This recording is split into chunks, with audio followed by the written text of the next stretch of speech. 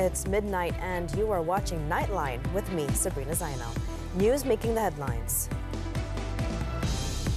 30 Malaysians rescued from Sudan to arrive in KL on Friday. And government agrees in principle to allocations for opposition MPs.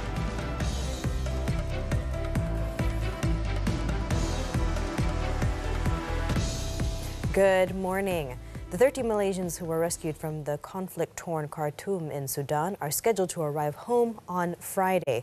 Foreign Minister Datuk Sri Zamri Abdul Qadir said they consist of Wisma Putra officials, Petronas workers and students. According to Datuk Sri Zamri, the group was among 194 people of various nationalities who arrived at the King Faisal Naval Base in Jeddah at 1:54 a.m. Malaysian time on Thursday, after traveling for about 9 hours from Port Sudan on board the Saudi Arabian naval ship HMS Abha. Bersama dengan rakyat Malaysia dalam kapal tentera laut Arab Saudi, adalah juga 22 rakyat negara lain yang turut dibawa keluar oleh Kedutaan Besar Malaysia di Khartoum. Dalam erti kata yang lain, kita turut bersama-sama membantu mengeluarkan rakyat negara lain, iaitu 2 rakyat Amerika, 6 orang warga Kemboja dan 14 orang warga Singapura. Datuk Sri Zamri said the 30 Malaysians will board Saudi Arabian Airlines flight SV834 from Jeddah and are scheduled to arrive at the Bunga Raya Complex, Kuala Lumpur International Airport, KLIA, at about 3:55 p.m. A total of 32 Malaysians were reported to be at 7 different places in Sudan, and on April 21st, 2 of them were transferred to a safe place. The 2 Malaysians are individuals serving with the United Nations mission in Sudan, UNMIS, in Abyei, and their evacuation process will be carried out by the UN. The rescue mission was carried out as the conflict in Sudan had escalated to a dangerous level due to the clashes between the Sudanese army and the paramilitary Rapid Support Forces, RSF, that broke out on April 15th, causing thousands of foreigners to be stranded, including diplomats and humanitarian aid workers. Meanwhile, on the status of the Malaysian embassy in Sudan, Datuk Sri Zamri said it was not closed, but its operation had been suspended temporarily until the situation in the country recovers and is safe. Kita tidak menutup, kita gantung operasi dan sementara ini ia akan diambil alih oleh kedutaan kita di Cairo. According to the minister, the Petronas complex in Sudan has been forcefully taken over by the paramilitary forces there. More than 400 people were reported to have been killed, and more than 3,500 others were injured as a result of the armed conflict between the Sudanese armed forces and the RSF. Still in Sudan, thousands of people are continuing to make the perilous journey to leave the country before a fragile ceasefire ends at midnight.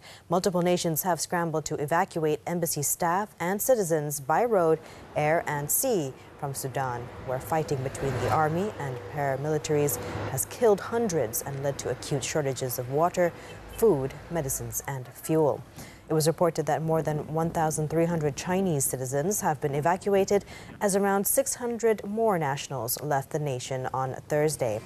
In addition, more than 3,500 people, including hundreds of Turkish nationals, have arrived in Ethiopia after fleeing heavy fighting in the capital, while tens of Jordanians and citizens from other countries arrived to Amman on a military plane. The UK, in the meantime, has evacuated 536 people on 6 flights since launching civilian airlifts late Tuesday, with further flights planned throughout Thursday. Moving on, the Unity Government has agreed in principle to provide an allocation for opposition members of Parliament, but only for their administrative expenses. Deputy Prime Minister Datuk Sri Ahmad Zahid Hamidi said an announcement on the matter would be made by Prime Minister Datuk Sri Anwar Ibrahim. Itu TPM 2 telah mengadakan beberapa siri perbincangan, ya. dan ia akan dimutamakan dan pengumuman akan dibuat oleh Yang Amat Berhormat Perdana Menteri. Di peringkat awal ni kita telah bersetuju untuk perbelanjaan pentadbiran. Datuk Sri Zahid, who is also the Rural and Regional Development Minister, told this to reporters during his walkabout program at Desa KEDA Sadek in Baling Kedah on Thursday. It was reported earlier that Pakatan Nasional had appointed its Secretary General, Datuk Sri Hamzah Zainuddin, bersatu Vice President Datuk Radzi Jidin and past Secretary General Datuk Sri Taqiyuddin Hassan to hold talks with the government on the administrative allocations. Prior to this, Deputy Prime Minister Datuk Sri Fadillah Yusof reportedly said that no conditions were set by PN during initial discussions on the financial allocations for opposition MPs. Investigations have found that at least 7 underground pipes at the site of the landslide at the grounds of the Malaysian Anti-Corruption Academy, MACA, at Persiaran Tuanku site Sirajuddin in Bukit Tungku, Kuala Lumpur, were leaking. The Public Works Department, JKR, said this had caused a large quantity of water to flow from the pipes, estimated to be over 40 years old, resulting in a landslide. Tengok dekat tapak, memang banyaklah kita tengok services macam pipe-pipe. Tak rasa tak kurang daripada 7 pipe yang ada kat situ lah. 7 pipe. Ya, jadi kalau di segi indikator awal daripada pihak SPM sendiri pun awalnya katanya dimaklumkan bahawa bil dia meningkat dan sebagainya. Datuk Zulkifli also said that the status of the MACA building, whether it was safe for occupancy, could only be determined in the next 3 weeks after the JKR conducts a detailed assessment. JKR has also installed canvas sheets at the site on Wednesday to prevent a more serious landslide in the area, while works to install iron piles would begin on Friday. Meanwhile, the government will provide 19 residential units for MACA staff and officers, as well as their families who were affected by the incident. It was reported that MACA had emptied its entire premises and relocated 45 people following Tuesday's landslide, which occurred near the entrance of the Academy and the Malaysian Integrity Institute (IIM) campus.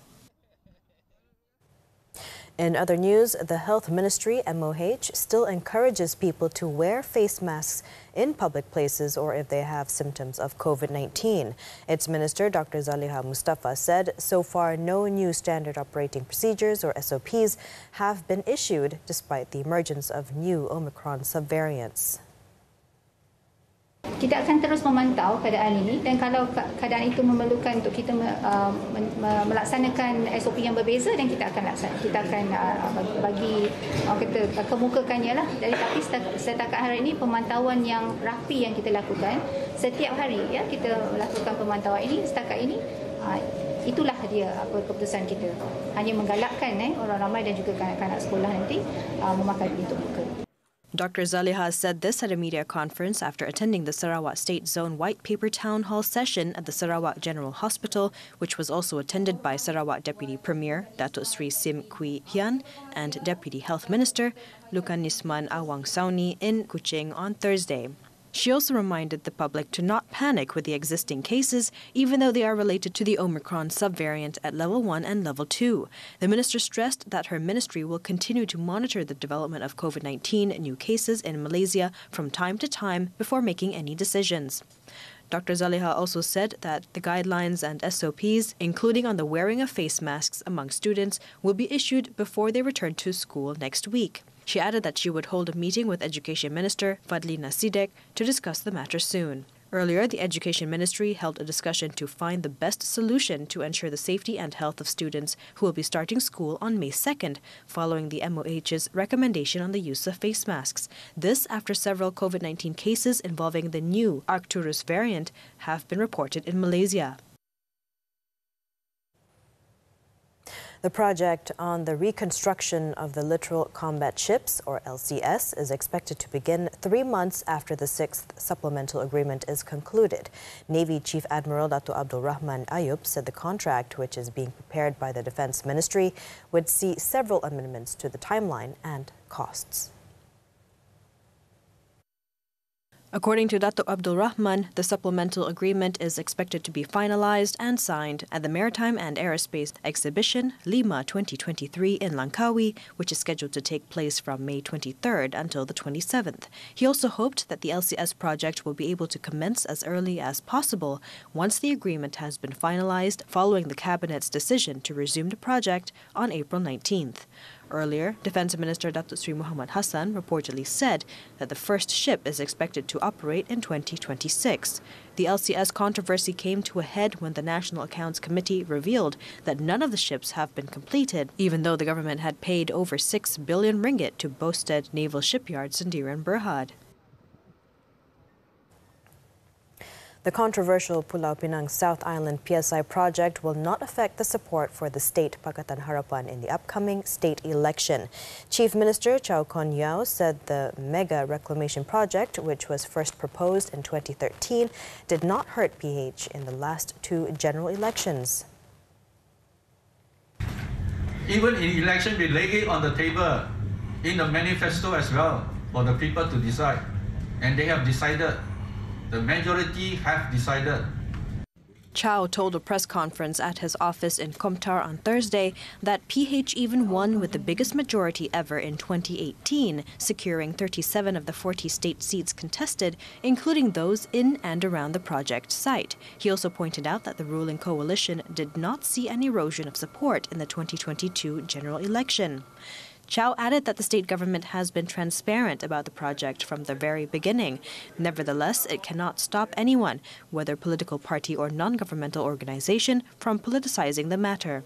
On Wednesday, the Chief Minister announced that the state government had obtained approval for the PSI project based on a new environmental impact assessment with 71 conditions attached.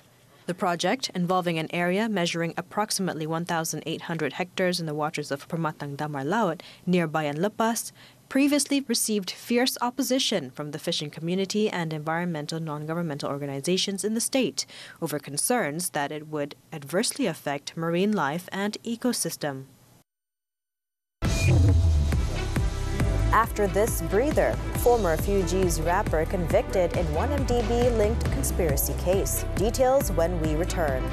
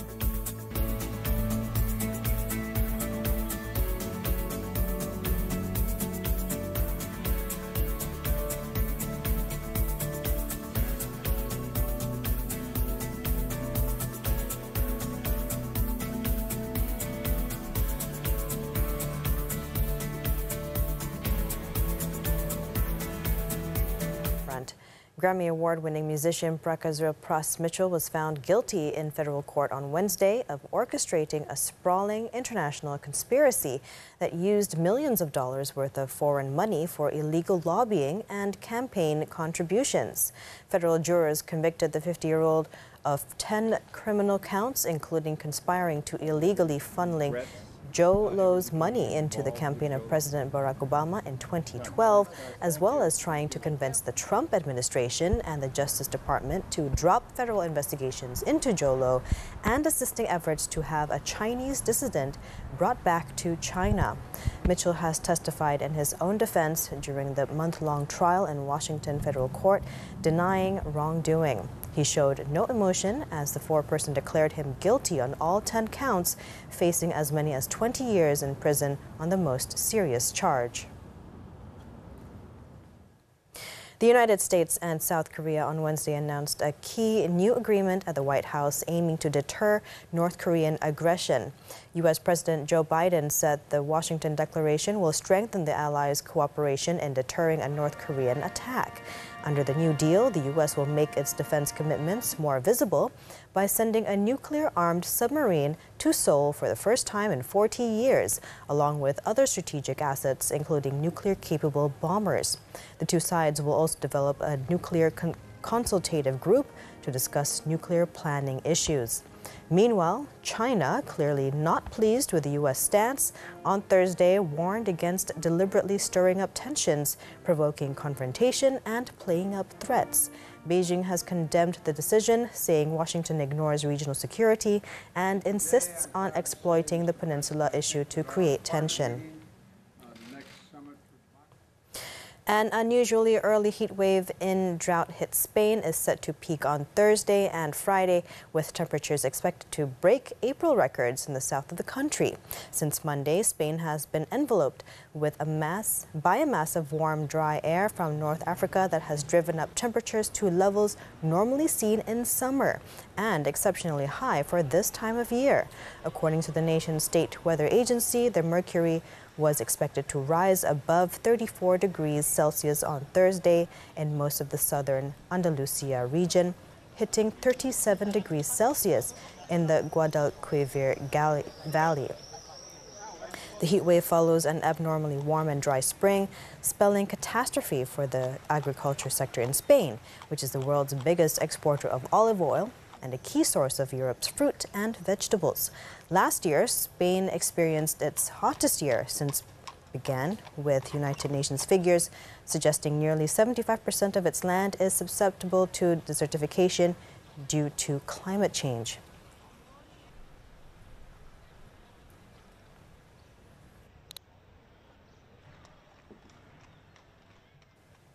A former columnist suing Donald Trump over an alleged rape nearly 30 years ago has testified she launched the case as it was claimed that the assault has shattered her reputation. E. Jean Carroll testified in her civil lawsuit seeking damages for battery after Trump allegedly sexually assaulted her in a New York department store changing room in 1996. The 79-year-old also claimed that Trump defamed her after the former U.S. president accused her of lying and perpetrating a hoax when she went public with the allegations years later. Trump, who is running in the 2024 presidential election, has repeatedly denied the allegations and has not been criminally charged. Carroll will return to the witness stand on Thursday as her civil rape trial against Trump continues.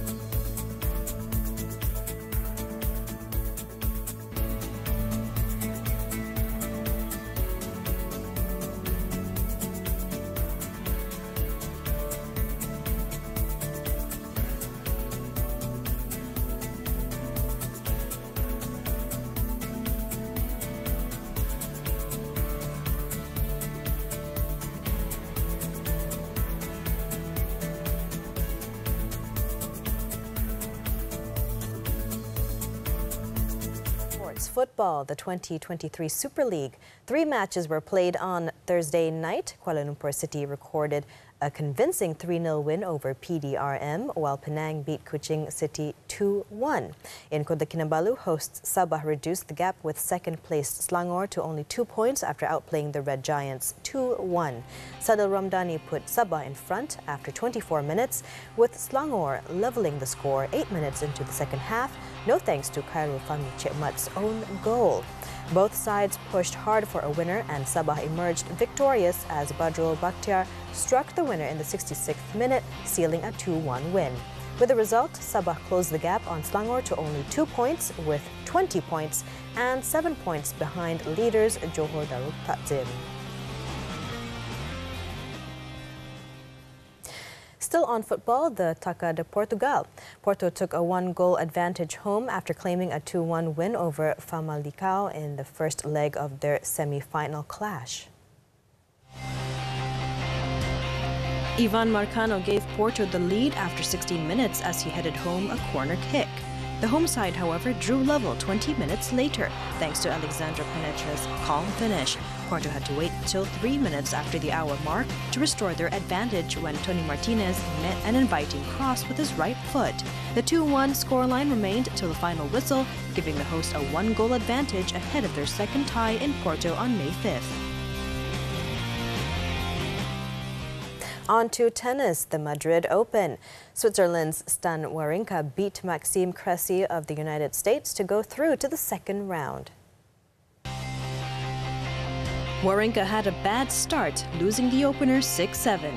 The 3-time Grand Slam champion, however, bounced back to claim the next 2 sets 6-3, 7-6 in a match that lasted just under 2.5 hours. Wawrinka will next meet Russia's Andrei Rublev for the first time since the 2020 Rolex Paris Masters. Still to come, a woman charged with receiving husband's stolen cash. Stay with us for the details.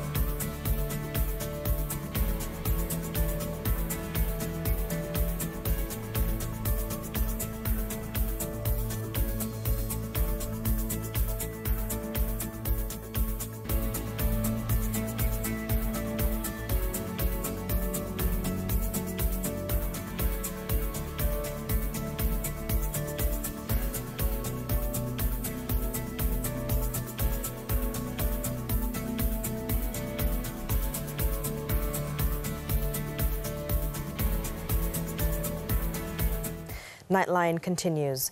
4 teenagers were seriously injured after their car was involved in an accident at Jalan Kampung Sarjana to Kampung Fikri in Situ, Terengganu on Thursday. The 9:45 a.m. collision caused the Honda Civic that the teenagers were traveling in to split into 2. Situ District Police Chief Deputy Superintendent Afandi Hussein said the accident also involved a Proton Persona occupied by 3 passengers, including a 6-year-old child. The Persona car was heading from Besut to Merang, while the Civic was going to Besut from Kuala Terengganu when the incident occurred. It was believed that the Civic suddenly went out of control before the vehicle veered into oncoming traffic and collided with the Persona. All the victims, including the driver and passengers of the Persona, who also sustained injuries, were then brought to the Situ Hospital for treatment. The case is being investigated under the Road Transport Act. In Malacca, a housewife pleaded not guilty in the Ayakro Magistrates Court on Thursday after being charged with possession of stolen cash amounting to 280,000 ringgit, which belonged to her husband early this year. 37-year-old Harsimran Kaur claimed trial after the charge was read to her before Magistrate Sharda Shina Muhammad Sulaiman. It was alleged that the accused had dishonestly received the money belonging to 38-year-old Harbhajan Singh. The offence was allegedly committed at a petrol station in Jalan Semabok, Malacca Tengah on January 8th. The charge, which is framed under the Penal Code, provides a sentence of up to 5 years in prison or a fine or both if found guilty. The court allowed 5,000 ringgit bail with one surety and set June 12th for case mention.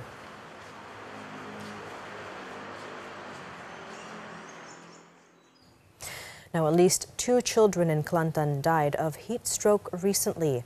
The children, a girl and a boy, were from 2 districts in the state. 19-month-old Nur Imani Ahmad Faris Fajli Muhammad Nasir breathed her last on Tuesday at her parents' home in Wakaf Cheye. She was buried on the same day. The other child was 11-year-old Muhammad Shamil Akil. It was learned that the children were referred to the Raja Perempuan Zainab II Hospital in Kota Baru before they passed away at their respective homes.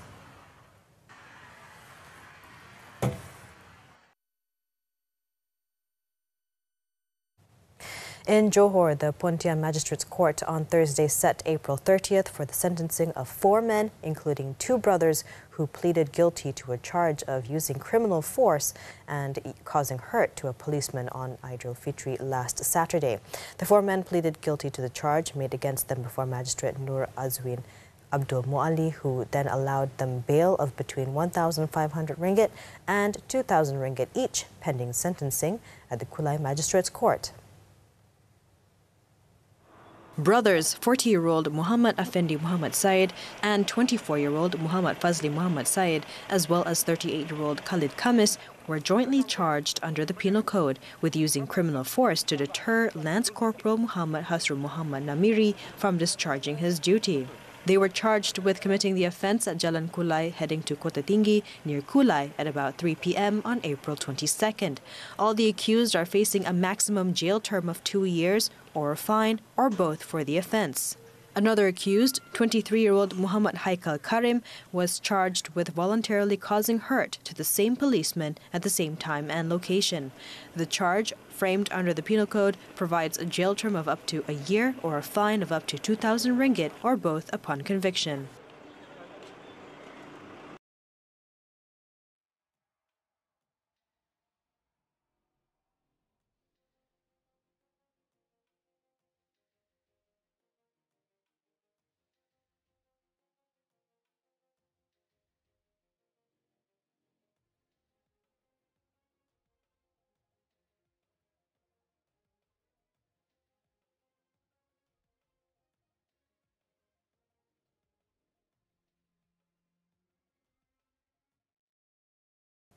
As Nightline draws to a close, let's take a look at the art exhibition at the Los Angeles County Museum of Art, which presents 75 works by women artists who were born or live in what can broadly be termed as Islamic societies.